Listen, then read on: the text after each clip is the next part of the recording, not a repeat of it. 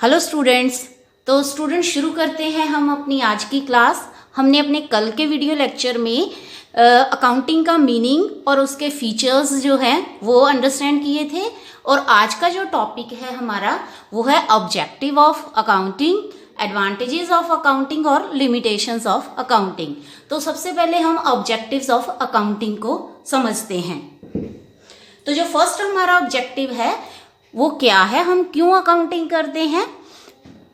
For maintaining systematic accounting records, ताकि हम अपने बिजनेस से रिलेटेड जो भी हमारी इंफॉर्मेशंस हैं उनसे रिलेटेड अकाउंटिंग रिकॉर्ड्स प्रिपेयर कर सकें और वो सिस्टमैटिक वे से प्रिपेयर कर सकें।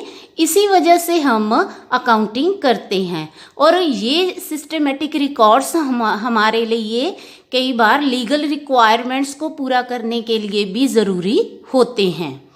तो जो सेकंड हमारा ऑब्जेक्टिव है वो ये है फॉर डिटरमाइनिंग प्रॉफिट और लॉस। तो जब भी हम बिजनेस करते हैं, क्यों करते हैं? जब प्रॉफिट अर्न करने के लिए। तो हमारे एफर्ट्स का जो मेन मकसद होता है वो यही होता है कि हम प्रॉफिट अर्न करें। तो वो हम काम कर रहे हैं सक्सेसफुली कि नहीं कर रहे हैं, ये हमें किससे पता चलता है?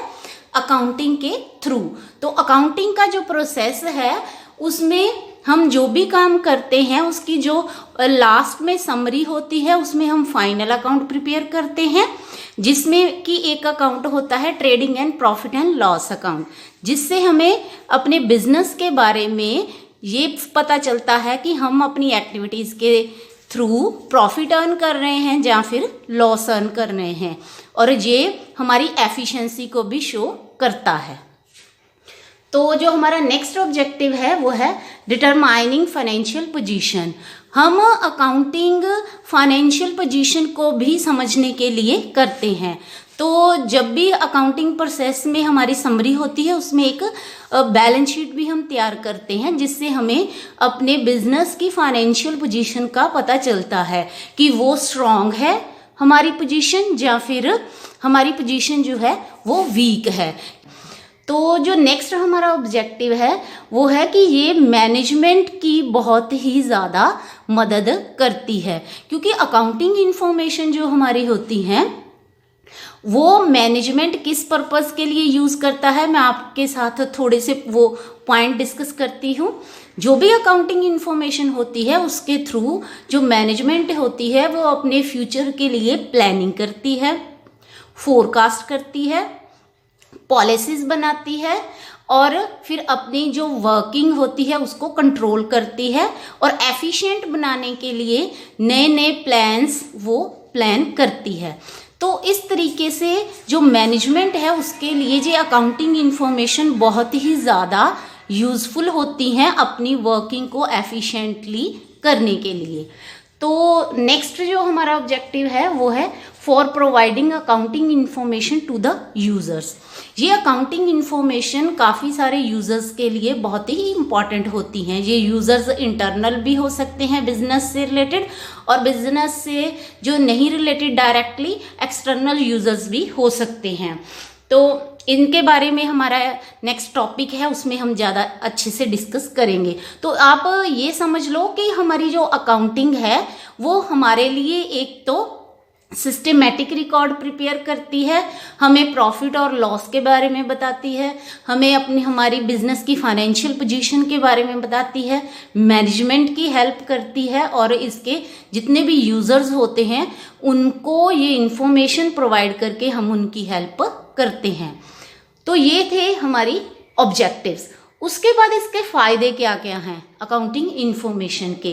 बेटा जैसे कि इसके मीनिंग से, फीचर से, ऑब्जेक्टिव से ही ये सारा कुछ क्लियर है, और अब इन सारी चीज़ों को, इन पॉइंट्स को हम कैसे शो करेंगे कि हमें इस अकाउंटिंग का क्या बेनिफिट है। तो जो फर्स्ट है provide financial information about business. हमें अपने बिजनेस के बारे में जो फाइनेंशियल इंफॉर्मेशन है वो मिलती हैं अकाउंटिंग से, ताकि हम ये प्लान कर सकें कि हमें बिजनेस कंटिन्यू करना है जहाँ नहीं करना है, कि जहाँ हमें ये फ़ायदा का सौदा नहीं है, इसे हमें बंद करना चाहिए। तो इस तरीके से की जो प्लानिंग है हम इन इंफॉर्मेशन के बेस पे ले कर सकते हैं। और अगर हमें और ग्रोथ करनी है, डेवलपमेंट करनी है, तो हम इस पे और ज़्यादा पैसा लगाएं कि जो ना लगाएं, इस तरह के डिसीजन हम अपनी फाइनेंशियल इंफॉर्मेशन के बेस पे ले सकते हैं। तो दूसरा जो है असिस्टेंस ऑफ टू मैनेजमेंट, जैसे कि मैंने पहले बताया कि मैनेजमेंट इन इंफॉर्मेशंस को अपने फ्यूचर को प्लान करने में यूज़ करती है ताकि वो मोर इफेक्टिवली वर्क कर सके। इसके बाद जो थर्ड हमारा एडवांटेज है वो ये है कि अकाउंटिंग जो है वो हमारी मेमोरी को रिप्लेस करती है। ह्यूमन माइंड की एक लिमिटेशन होती है चीज़ों को याद रखने की। अगर हम कुछ हद तक तो चीज़ें याद रख सकते हैं, पर अगर इनके जो जब ये इंफॉर्मेशंस बल्क में होती हैं, काफ़ी सारे गिनती में होती हैं, तो उनको याद रखना हमारे लिए पॉसिबल नहीं होता। तो उनको याद रखने के लिए हम उनकी रिकॉर्डिंग करते हैं और उनसे फाइनेंशियल स्टेटमेंट्स तैयार करते हैं ताकि हमारे पास वो उन इंफॉर्मेशंस का रिकॉर्ड बना रहे और जब भी हम चाहें हम उनको यूज़ करें और हम उनको यूज़ कर सकते हैं। तो इसके बाद जो नेक्स्ट एडवांटेज है, facilitates comparative study. Financial information के बेस पे जो कि अकाउंटिंग द्वारा हमें प्रोवाइड करवाई जाती हैं, हम अपने बिजनेस की जो है वो कंपैरेटिव स्टडी कर सकते हैं। हम ये कंपैरेटिव स्टडी अपने ही बिजनेस के प्रीवियस पीरियड के फाइनेंशियल स्टेटमेंट से कंपेयर करके भी कर सकते हैं, या फिर अपनी फाइनेंशियल स्टेटमेंट्स को दूसरे जो बिजनेस हैं उनकी फाइनेंशियल स्टेटमेंट से कंपेयर करके भी कर सकते हैं। और फिर हम अपनी ग्रोथ को जज कर सकते हैं, हम अपनी एफिशिएंसी को जज कर सकते हैं और उस कंपैरेटिव स्टडी के बेस पे काफ़ी सारे इंपॉर्टेंट डिसीजंस ले सकते हैं। जो नेक्स्ट हमारे पास एडवांटेज है वो है सेटलमेंट ऑफ टैक्स लायबिलिटीज। और इन अकाउंट्स के बेस पे ही हम अपनी टैक्स लायबिलिटीज जो है वो सेटल कर सकते हैं अच्छे से, और जो है गवर्नमेंट को भी एज ए प्रूफ शो कर सकते हैं। नेक्स्ट है हमारे पास फैसिलिटेट्स लोन्स। अगर हमें लोन की ज़रूरत है किसी बैंक से, फाइनेंशियल इंस्टीट्यूशन से, तो उसके लिए ये जो हमारे फाइनेंशियल रिकॉर्ड्स होते हैं, जो हमारे फाइनेंशियल स्टेटमेंट्स होते हैं, उनको हम एज ए प्रूफ शो कर सकते हैं अपनी फाइनेंशियल पोजीशन को शो करने के लिए। क्योंकि जब भी बैंक या फाइनेंशियल इंस्टीट्यूशंस हमें लोन ग्रांट करेंगी तो वो हमारी पोजीशन को जरूर जज करेंगी, विदाउट जजमेंट वो हमें लोन ग्रांट नहीं करेंगी। तो ये जो फाइनेंशियल रिकॉर्ड्स होते हैं हमारे, जो अकाउंटिंग द्वारा हमें प्रोवाइड करवाए जाते हैं, उनको हम एज ए प्रूफ यूज़ कर सकते हैं, शो कर सकते हैं बिजनेस को लोन को के ग्रांट के लिए।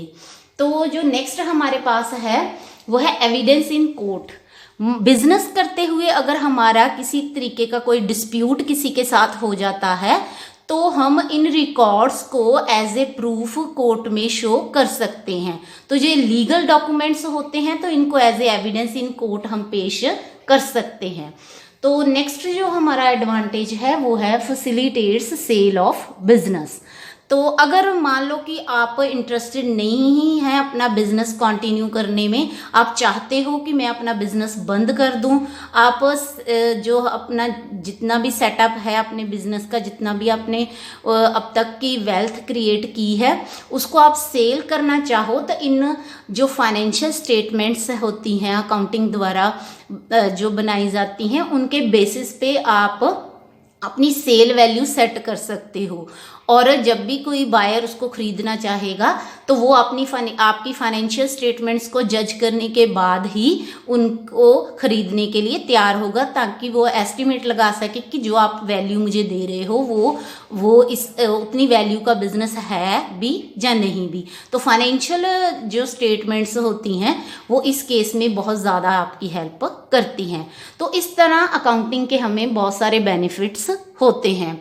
इसके अलावा भी काफ़ी सारे बेनिफिट्स होते हैं, पर अभी आप नए स्टूडेंट्स हो तो जो सिंपल और कॉमन बेनिफिट्स हैं वही मैंने आपके साथ शेयर किए हैं। तो तो नेक्स्ट कुछ लिमिटेशंस भी हैं हमारी अकाउंटिंग की, तो वो कौन कौन सी हैं, यहाँ भी मैं सिर्फ सिंपल लिमिटेशंस ही आपके साथ शेयर करूँगी जो कि आपको जल्दी से समझ आ जाए। तो जो पहली लिमिटेशन है वो है नॉट फुली एग्जैक्ट। तो कैसे ये फुली एग्जैक्ट नहीं है, क्योंकि अकाउंटिंग में कुछ इन्फॉर्मेशंस जो है वो हम एस्टिमेट के बेस पे शो करते हैं। जैसे हमारा एक कंसेप्ट है जिसमें हमें एस्टिमेटेड लॉस जो होते हैं फ्यूचर में होने वाले, उनको ज़रूर अपने अकाउंट्स में शो करते हैं। तो जो एस्टिमेटेड लॉस होते हैं वो एग्जैक्ट नहीं होते, उनका अनुमान लगाया जाता है। तो वो जो हम शो करते हैं और उसके बाद जो हमारा प्रॉफिट या लॉस शो होता है वो एग्जैक्ट नहीं होता, वो एस्टिमेटेड होता है। तो इसलिए आप कह सकते हैं काफ़ी सारे और भी पॉइंट्स होते हैं, पर मैं यहाँ पे सिर्फ आपके साथ एक ही एग्जांपल जो है वो शेयर कर रही हूँ कि इसमें जो इन्फॉर्मेशन हम जिस तरीके से नोट करते हैं उसमें जो हमारे पास रिजल्ट्स आते हैं वो एग्जैक्ट नहीं होते, एस्टिमेटेड हो सकते हैं कुछ हद तक। तो जो नेक्स्ट लिमिटेशन है वो है इग्नोर्स क्वालिटेटिव एलिमेंट्स। अकाउंटिंग में जो भी हम ट्रांजैक्शंस रिकॉर्ड करते हैं वो सिर्फ फाइनेंशियल नेचर वाली ट्रांजैक्शंस ही रिकॉर्ड करते हैं जिनको हम मॉनेटरी फॉर्म में मेजर कर सकें। तो इस तरीके से ये क्वालिटेटिव एलिमेंट्स को इग्नोर करता है जिनका कि हमें काफ़ी सारा बेनिफिट मिलता है। तो वो कौन कौन से क्वालिटेटिव फैक्टर्स हो सकते हैं, जैसे मान लो कि आपका जो स्टाफ है वो काफ़ी हार्ड वर्किंग है, लॉयल है, मेहनती है, ईमानदार है आपके साथ, तो इन चीज़ों की हम कोई वैल्यू नहीं कर सकते ना मॉनेटरी फॉर्म में, तो उनको इग्नोर किया जाता है। आपके काफ़ी सारे अच्छे रिलेशनशिप हैं अपने कस्टमर के साथ, तो वो चीज़ें जो है वो यहाँ पे काउंट नहीं होती क्योंकि उनको हम मॉनेटरी फॉर्म में वैल्यू नहीं कर पाते। तो ये भी एक बिग लिमिटेशन है अकाउंटिंग की। तो जो नेक्स्ट हमारी लिमिटेशन है वो है ignores effect of price level changes. जो अकाउंटिंग है वो कॉस्ट बेस पे की जाती है, मतलब इसमें जो भी हम रिकॉर्डिंग करते हैं वो एसेट्स वगैरह की वो कॉस्ट के बेसिस पे की जाती है। तो मान लो कि आज हमने जो एसेट खरीदी हुई है वो 5 साल बाद भी हमारी बुक्स में उसी कॉस्ट पे शो होगी, लेस डेप्रिसिएशन शो करने के बाद। तो इस तरीके से जो मतलब प्रेजेंट वैल्यू है कुछ आइटम्स की, एसेट्स वगैरह की, वो यहाँ पे शो नहीं की जाती। तो जो काफ़ी बड़ी लिमिटेशन है अकाउंट्स की, क्योंकि ये हिस्टोरिकल जो है कॉस्ट पे डाटा को शो करता है, प्रेजेंट वैल्यू शो नहीं करता। तो जो नेक्स्ट है वो है इन्फ्लुएंस्ड बाय पर्सनल जजमेंट।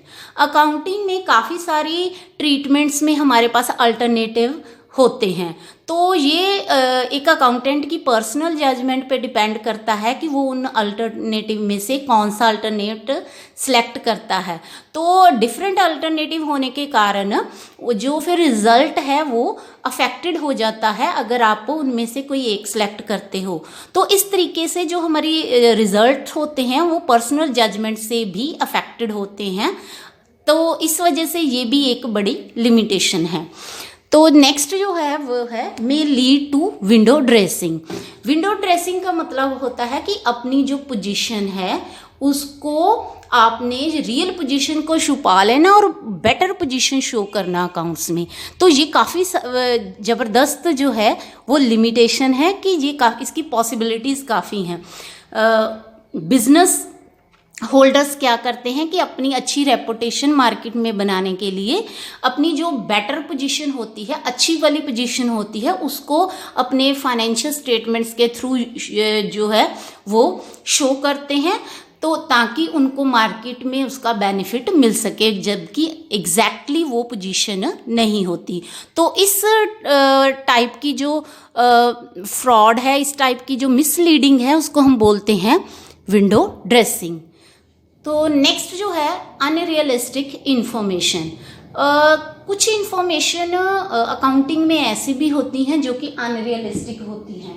तो अनरियलिस्टिक इन्फॉर्मेशन का यहाँ पे क्या मतलब है कि कई बार हम ऐसा एज्यूम करते हैं कि हमारा बिजनेस जो है वो लंबे समय तक चलेगा, पर एक्चुअली में ऐसा नहीं होता। तो उसके बेस पे जो हमने अकाउंटिंग ट्रीटमेंट की होती है वो जो है वो अनरियलिस्टिक हो जाती है अगर हम नेक्स्ट और कमिंग ईयर्स में अपने बिजनेस को जो है वो क्लोज डाउन कर देते हैं। तो इस तरीके से अकाउंटिंग के हमने आज के लेक्चर में ऑब्जेक्टिव कवर किए, एडवांटेज किए और लिमिटेशंस की। तो स्टूडेंट्स जल्दी से आप इन सबको नोट करो और मुझे बताना कि आपको आज का लेक्चर कैसे लगा।